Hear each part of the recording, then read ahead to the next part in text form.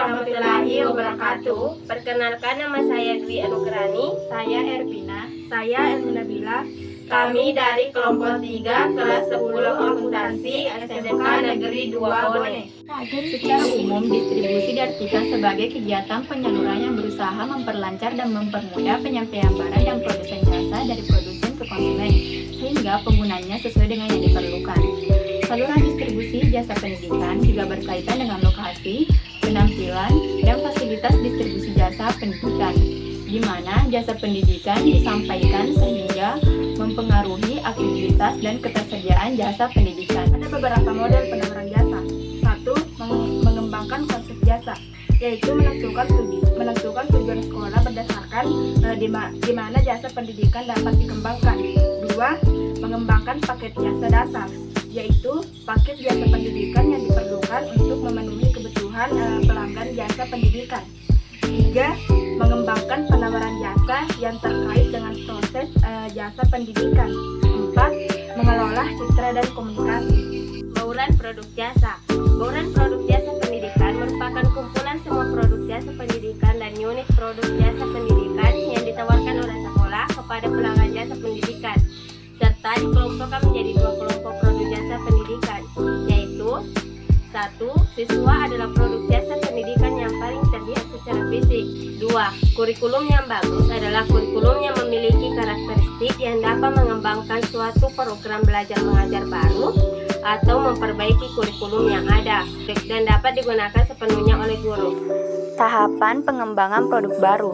Tahapan pengembangan suatu produk baru yang dapat digunakan oleh dunia pendidikan sebagai berikut. Yang pertama yaitu strategi produk baru, yang bersangkutan mengenai kesesuaian antara teknologi pendidikan dan pemasaran pendidikan.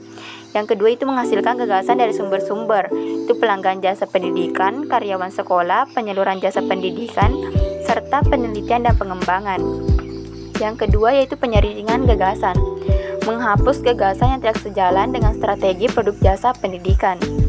Analisis usaha, yaitu memperhitung aspek permintaan, biaya, dan penjualan jasa pendidikan, serta pengembangan dan uji coba pemasaran suatu produk, yaitu bentuk pengenalan produk yang terbatas untuk menentukan reaksi calon pelanggan jasa pendidikan pada situasi pasar jasa pendidikan tertentu, yaitu dengan menentukan bentuk asli produk jasa pendidikan. Distribusi produk jasa yang ditawarkan. Produk jasa yang ditawarkan berupa buku pembelajaran siswa sesuai dengan kurikulum yang ditetapkan, serta mengandalkan kerjasama antara perusahaan penerbit buku. Seperti halnya kami memilih penerbit buku, yaitu penerbit Erlangga, yang terletak di kawasan Jakarta Timur, Ciracas. Merupakan perusahaan penerbit yang berdiri sejak 30 April 1952, berskala nasional, serta penerbit buku pembelajaran dengan kualitas yang baik yang mampu menyesuaikan dinamika kurikulum Indonesia. Kami ingin menyalurkan buku pembelajaran khusus 4 mata pelajaran umum, yakni matematika, bahasa Indonesia, bahasa Inggris, dan ilmu pengetahuan alam. Serta buku ini kami akan salurkan ke sekolah tingkat SMP sesuai dengan data yang kami peroleh yang ada di Indonesia, dengan tujuan meningkatkan pengetahuan yang dimiliki oleh suatu siswa, mempermudah para guru dalam menyampaikan suatu materi, fokus terhadap kegiatan pendidikan, serta keuntungan yang didapatkan dari pemasaran ini lebih maksimal dan memuaskan para. Cara dalam meyakinkan para konsumen. Promosi merupakan teknik komunikasi yang secara penggunaannya atau penyampaiannya dengan menggunakan media seperti televisi, radio, papan nama, poster, dan lain-lain yang bertujuan untuk menarik minat konsumen terhadap hasil produksi suatu perusahaan. Promosi adalah arus informasi atau persuasi satu arah yang dibuat untuk mengarahkan seseorang atau organisasi kepada tindakan yang menciptakan pertukaran dalam pendapatan. Promosi adalah arus komunikasi informasi penjual dan pembeli yang bertujuan untuk merubah sikap dan tingkah laku pembeli yang sebelumnya tidak mengenal menjadi mengenal, sehingga menjadi pembeli dan mengingat produk tersebut. Promosi adalah sejenis komunikasi yang memberi penjelasan dan meyakinkan calon konsumen mengenai barang dan jasa dengan tujuan untuk memperoleh perhatian, mendidik, mengingatkan, dan meyakinkan calon konsumen. Cara mendistribusikan suatu produk jasa. Dalam penyaluran produk jasa pendidikan, kami mengandalkan strategi agar penyalurannya mudah, terpercaya, serta cepat sampai kepada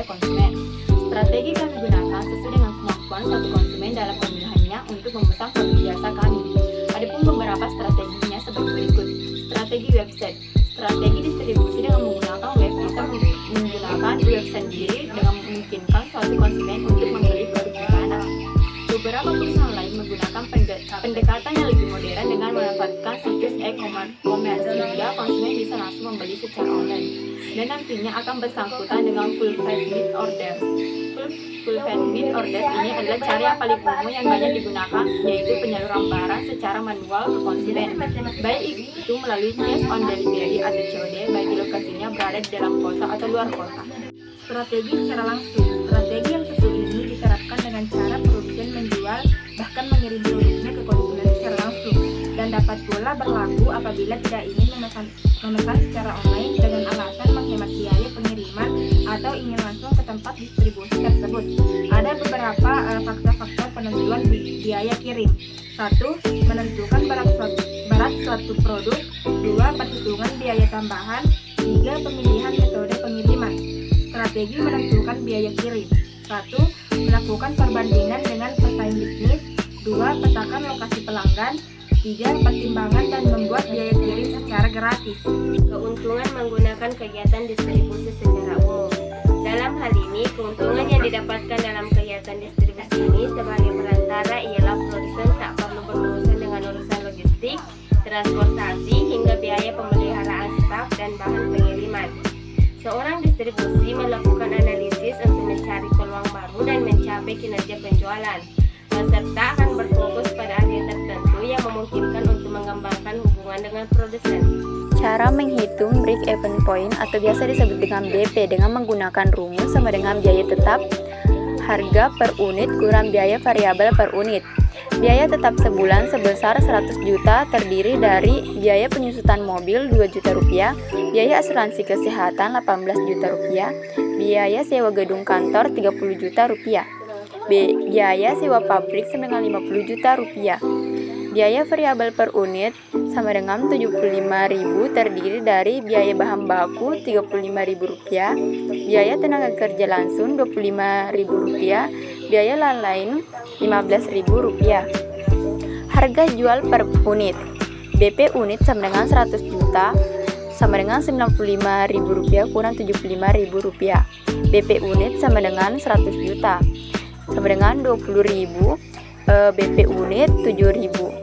BP rupiah 20 kurang 75.000 rupiah. BP rupiah yaitu 100 juta sama dengan 155.000 rupiah kurang 55 rupiah. Jadi untungnya yaitu 155 juta. Ada pula keuntungan dan kerugian dalam bisnis distribusi. Ada beberapa keuntungan. 1. Memiliki keleluasaan untuk mengelola produk-produk yang telah kami pilih beli terlebih dahulu. 2. Tidak tergantung pada suatu produsen. 3. Margin yang diambil bisa disesuaikan dengan keuntungan yang ingin didapatkan. 4. Mudah mengembangkan kepercayaan dan loyalitas klien apabila dijalankan dengan benar. Kerugian. 1. Membutuhkan modal yang cukup besar untuk memasok suatu produk. 2. Membutuhkan gudang penyimpanan. 3. Produk memiliki masa kadaluarsa atau ketidaklakunya kurikulum suatu produk yang ingin kami salurkan. Dan 4. Bertanggung jawab atas banyak hal seperti halnya pengemasan, pengiriman, penerimaan komplain, hingga memasarkan bisnis. Kesimpulan, dalam memulai bisnis distribusi, kita harus mempersiapkan setidaknya 3 hal, yaitu manajemen logistik, kemampuan negosiasi, dan pemasaran yang jelas. Hal-hal tersebut memastikan distribusi yang kredibel dan dipercaya klien. Keuntungan yang didapatkan bisa kita naik dan turunkan sendiri. Mengingat harga produk yang kita jual itu tergantung pada beberapa besar keuntungan yang hendak diinginkan. Sekian dari kelompok kami. Bila ada kesalahan mohon dimaafkan. Wassalamualaikum warahmatullahi wabarakatuh.